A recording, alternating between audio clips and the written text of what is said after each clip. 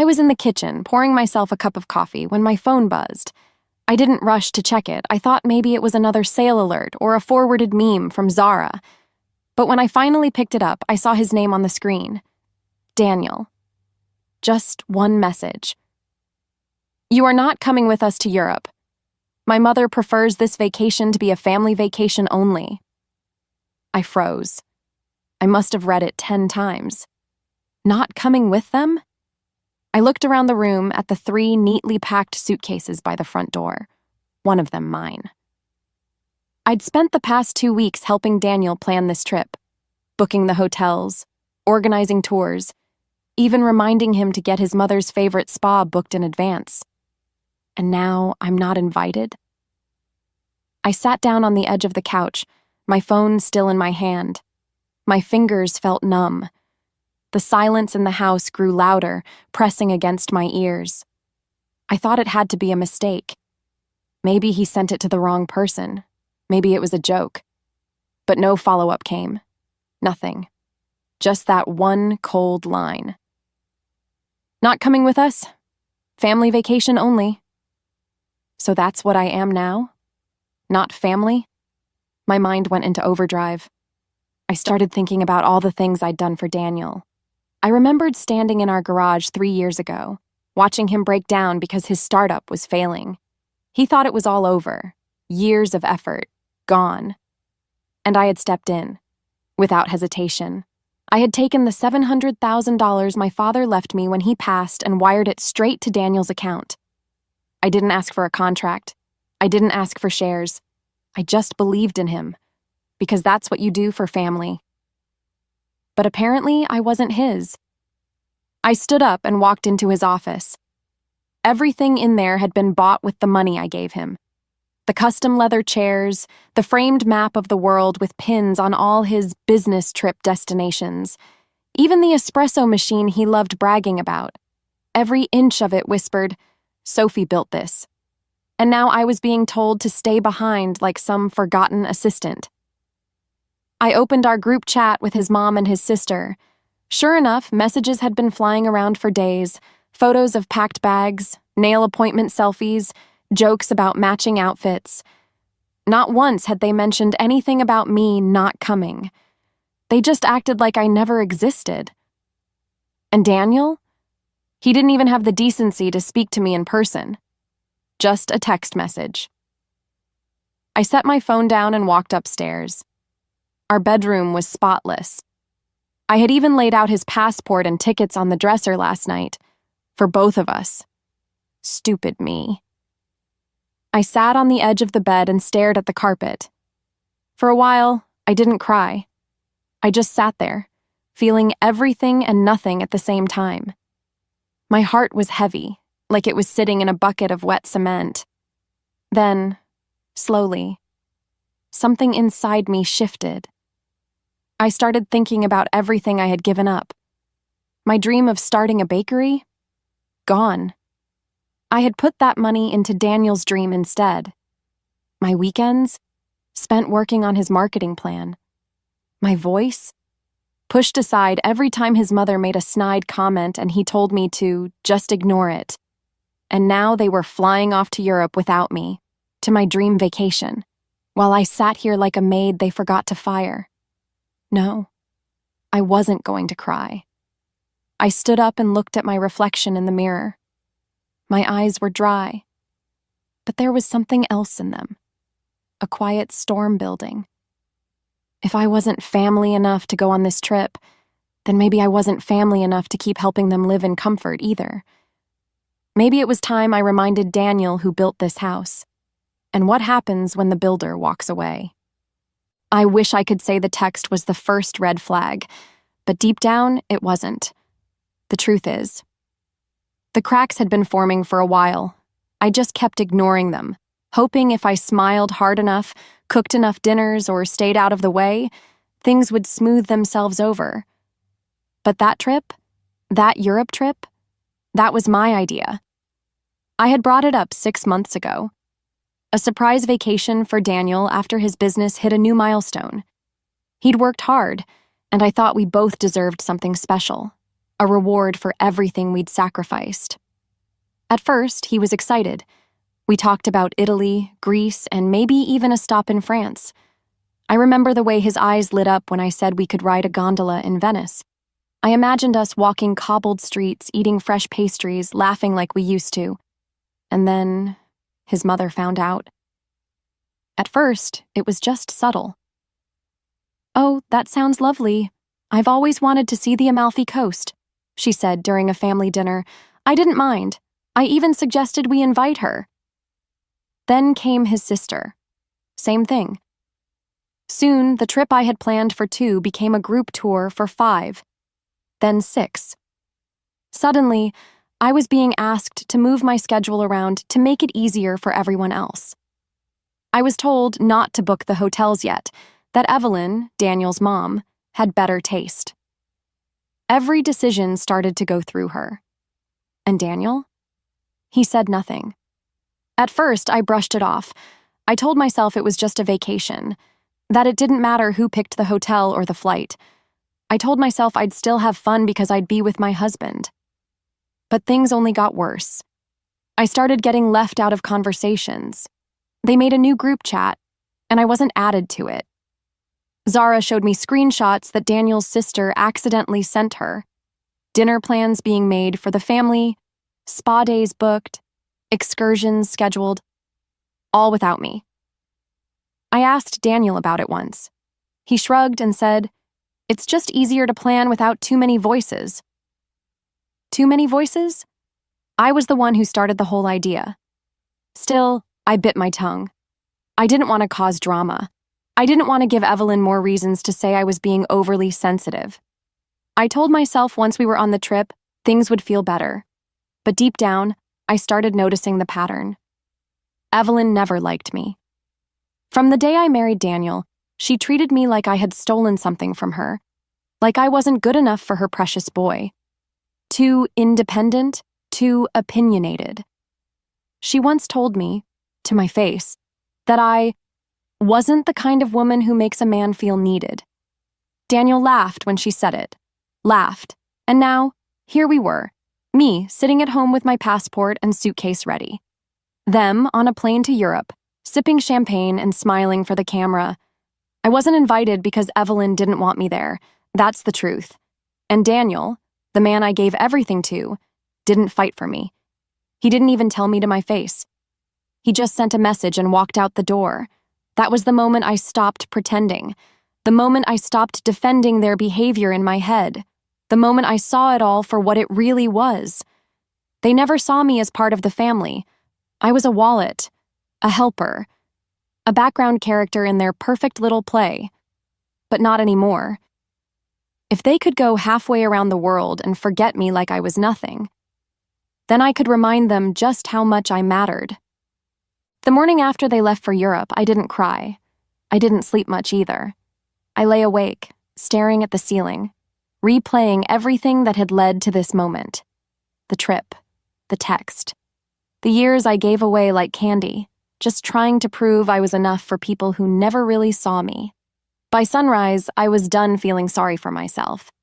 I got up, made a cup of tea, and sat at the dining table with my laptop. I typed in the name of the law firm that handled Daniel's business incorporation 3 years ago. I remembered because I was the one who found them. I even paid the consultation fee. When Daniel's business was on the verge of collapsing, I stepped in with $700,000, the full inheritance from my father, every single penny. He was desperate. Banks had rejected his loan. He was behind on payroll. His lease was about to be terminated. He was drowning. And I saved him. I wired the money to him that very night, no questions asked, no prenup, no agreement, just trust. But sitting there in the quiet that morning, I realized something terrifying. I never signed anything. No partnership agreement, no loan terms, no ownership papers. It was all verbal. I had always told myself it didn't matter. We were husband and wife. What's his is mine. What's mine is his. But now? That thought made my stomach turn. I scheduled a meeting with a lawyer Zara had used during her divorce. Her name was Nina. sharp, smart, and the kind of woman who doesn't blink twice when someone says betrayal. I sat across from her in a glass office downtown. She took one look at the folder I brought with transaction records, emails, and screenshots and asked gently, "Do you want to fight for ownership, or are you ready to burn it down?" I didn't answer right away, because I didn't know yet. I just knew I wasn't going to be silent anymore. Nina flipped through the documents and nodded. "You're not listed anywhere in the business structure, not as a partner, not as an investor, not even as a consultant." I felt a sting in my chest, like being told I was invisible. Again. She continued, "But he never protected his assets properly. His business is vulnerable. The name is his, but a lot of the paperwork, especially the leases and vendor accounts, are still in your name. That gives you leverage." That word, leverage. For the first time in weeks, I felt a flicker of power return to my spine. Nina laid out my options. I could sue. I could file a marital claim. Or I could act while he was abroad, while he was distracted. I could quietly begin the process of pulling my name, my access, and my support from the structure. "You gave him $700,000, she said. "You gave him a brand, a platform, and a business that is now worth at least triple that. You didn't lose it, you just never collected your receipt." I left the office with a new fire in my chest. Daniel thought I was too soft, too quiet to ever push back. Evelyn thought I was too polite to ever draw a line. They were both wrong. That night, I pulled up our financials. I had access to all the books because, surprise, I was still listed as the primary contact on most of the accounts. Daniel never bothered to change it. He was too busy enjoying the lifestyle. Luxury cars, designer suits, first-class flights, all funded by me. And now? I was done being the unpaid engine behind his success. If they could wipe me from their vacation, then I could wipe myself from their foundation and take a few bricks with me. The beauty of being underestimated is that people never see you coming. While Daniel and Evelyn were off sipping rosé on some balcony in Santorini, I got to work. No tears, no phone calls, just action. I started with the office lease. Daniel's business was based in a trendy co-working building downtown, and when we first signed the lease, I used my name and credit to secure it. Back then, his credit was awful, and the landlord insisted I co-sign. I didn't think twice. I just wanted him to succeed. But now that decision gave me power. I called the building manager, introduced myself, and casually asked when the lease renewal was due. The man told me it had already auto-renewed. Under my name. Perfect. Next, I contacted the accountant Daniel used. I introduced myself as Sophie, Daniel's wife, and explained that I was just reviewing things while he was away. It's amazing what people will hand over when you sound polite and in control. Bank accounts, vendor contracts, digital assets. So much of it was still tied to me. Daniel had been so caught up in his fancy lifestyle, he never tied up the loose ends, and now I was holding all of them. Still, I didn't want to cause chaos. Not yet. I wanted a plan that would leave no room for argument. One that would show him, clearly and legally, what happens when you erase someone who built you. That's where Zara came in. She showed up at my house with 2 iced coffees and her laptop, wearing a t-shirt that said, "Plotting in progress." We sat at the dining table like 2 women on a mission. Zara handled the business side. She found a broker who could help evaluate and quietly sell off assets. She helped me freeze any company card I was attached to. And she suggested something I hadn't even considered. Why not rent the house? At first, I blinked. Our house? She nodded. It's yours too. And while he's gone, you can legally lease it short-term. Make a little money, clean the energy, maybe even throw a party. I laughed, until I realized she was serious. So we listed it. I posted professional photos, cleaned everything up, and put it on a luxury vacation rental site. I set the calendar for 1 week only. The exact dates Daniel and his family were scheduled to return. Within 2 days, it was booked. A group of young tech entrepreneurs from out of state. They paid extra for full use of the home, including the backyard, the grill, and the Bluetooth sound system. They even requested a fridge full of champagne. I said yes to everything. Meanwhile, I was still working with Nina, my lawyer. She filed paperwork to separate my name from Daniel's business debts while quietly redirecting my remaining share of the assets. I was done being his silent investor. From now on, I'd rather watch it all go up in smoke than sit in the shadows. And all the while, Daniel kept posting pictures, smiling with Evelyn, matching linen outfits, wine tastings, sunset views. Not one message to me, not even a check-in. They thought I was home knitting or crying or scrolling through their pictures in a puddle of self-pity. But I wasn't. I was preparing the stage. Every corner of our life that I had helped build. I was slowly and carefully untangling myself from it, taking back what was mine, not with fire, not with screaming, just quiet, careful steps. So when they finally came home, they would walk into something that looked like our house, but no longer belonged to them. And then they'd realize what it feels like to be erased. It all came together faster than I expected. By the 5th day of their trip, every piece was in motion. The business broker had already found 2 interested buyers for Daniel's company, 1 local investor and 1 corporate travel group. Both had made offers. I accepted the higher one. That morning, I signed the final transfer documents and watched as the buyer's wire came through. Just like that, the business Daniel once begged me to save was no longer his. And the best part? He had no clue. I didn't tell him. I didn't warn him. I didn't even leave a note. Because if he could text me that I wasn't part of the family, then he didn't deserve explanations. He deserved silence. The same silence he gave me when they boarded that plane. But the business was only half the plan. The house. That was the fun part. Zara and I spent the entire afternoon prepping it. The young tech guys who rented it were already in town, and one of them messaged me asking if it was okay to invite a few people over. I smiled at the screen and typed, "Sure, go all out. It's your home for the week." They took that literally. By 7 p.m., music echoed through the neighborhood. Colored lights flickered through the windows. Cars lined the street, and someone brought in a karaoke machine. Zara and I watched from across the street in her car, sipping cold sodas like undercover agents. "Are you nervous?" she asked. I shook my head. I'm done being nervous. Inside the house, strangers danced in the living room. The same living room Evelyn once told me I decorated like a middle-class hotel. A girl in glitter heels stood exactly where Daniel had once told me to lower my voice in front of his mother. I watched 2 people take selfies in the kitchen, the same kitchen where I'd cooked 3-course meals for people who never once said thank you. Now it belonged to someone else. And not one thing was broken, nothing was trashed. It was just full of life, energy, joy, everything it hadn't had in years. As the night went on, I walked across the street, stepped into the front yard, and smiled at the music pouring from my former home.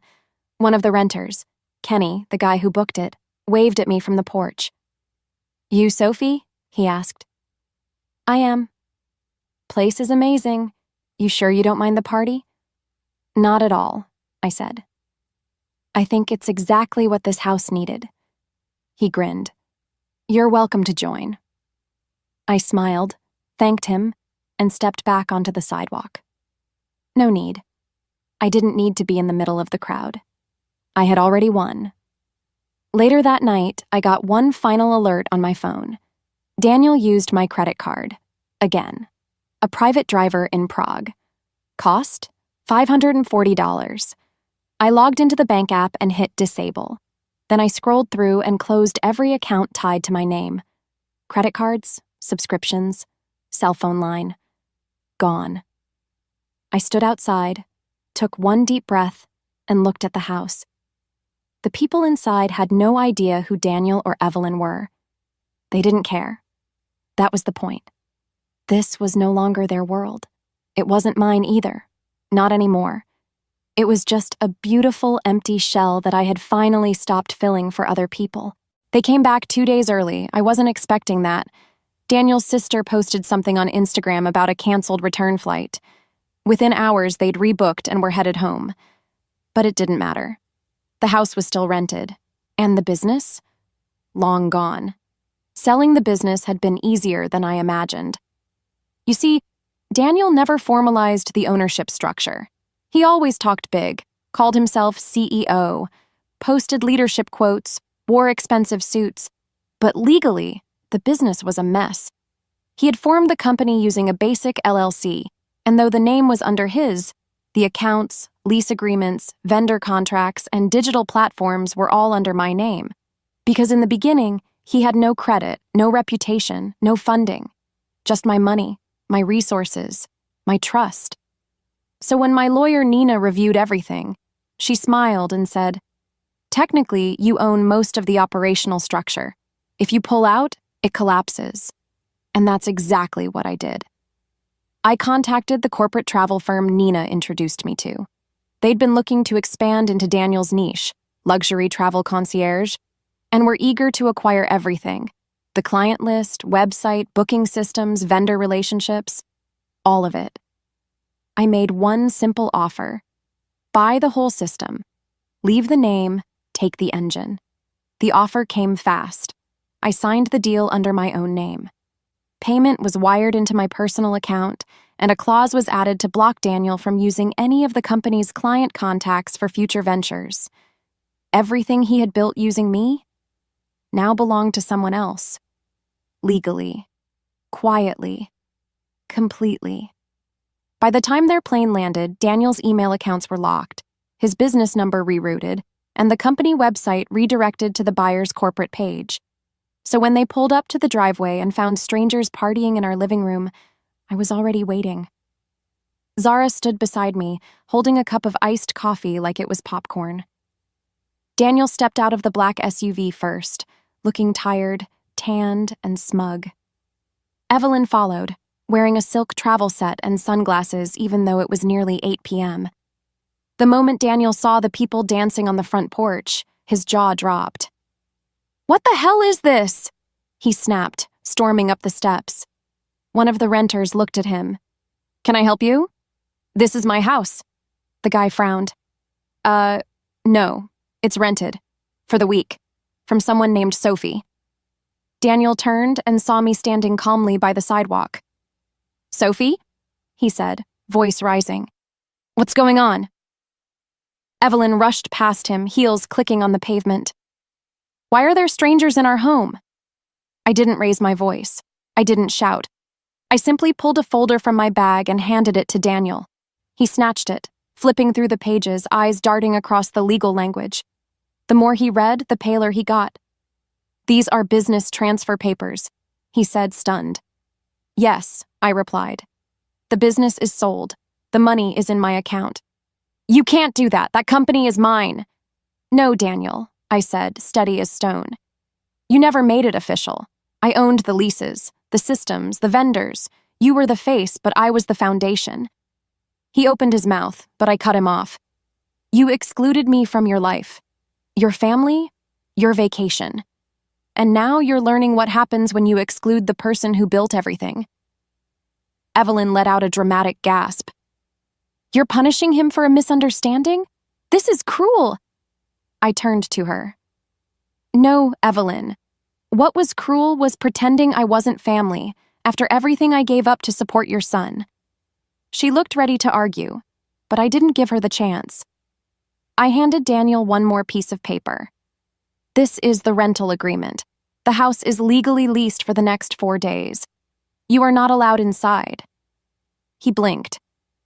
"You're kicking us out?" "No, I'm just giving you what you wanted," I said. "A vacation with your family, without me." Then I turned around, took Zara's arm, and walked away. Behind me, the music played louder, and Daniel stood frozen, holding paperwork that told him everything he had was gone. It's funny how fast people change their tone when they realize you're no longer under their control. The day after Daniel came home to find strangers partying in the house, he called me 6 times. I didn't answer, The seventh time, he left a voicemail. His voice was shaking, not angry, begging. "Sophie, please, we need to talk. Just us. Can we fix this?" Fix what, exactly? The marriage? The business he forgot was built on my back? The lie he told when he said his mother wanted a family-only vacation, as if I wasn't the woman who stood beside him when he had nothing? No. Some things break so quietly you don't even hear the snap until it's too late. I gave him more than money. I gave him my loyalty, my silence, my weekends, my identity. And he repaid me with a single sentence. "You are not coming. My mother wants it to be family only." That sentence kept echoing in my head. So I gave them what they wanted, a family vacation without me. And when they came back, I showed them what that really meant. I met with my lawyer again that week and filed for separation. Not out of spite, but because I was done. Done shrinking. Done forgiving without change. Done holding up the life they claimed as theirs while I was pushed further and further out of the frame. Daniel tried everything. He sent flowers, left long, teary voicemails, even begged Zara to talk some sense into me. But Zara, she just told him the truth. "You kicked out the one person who built the house, and now you're locked outside." When the rental period ended, I didn't move back in. I had already signed a short-term lease on a beautiful high-rise apartment downtown. Big windows, quiet mornings, my own space for the first time in years. The house? I put it back on the rental market. Premium rates only. Long weekends booked months in advance. I used the proceeds to finally open that bakery I had always dreamed of. It wasn't fancy, just a cozy little spot tucked on a corner street. I named it Sophie's Place. People came in for the pastries, but they stayed for the peace. One afternoon, while decorating the display case, I got a text from Zara. It was a photo. Daniel and Evelyn standing outside the house, suitcases by their feet. The caption? "Looks like someone forgot to book a hotel. Again."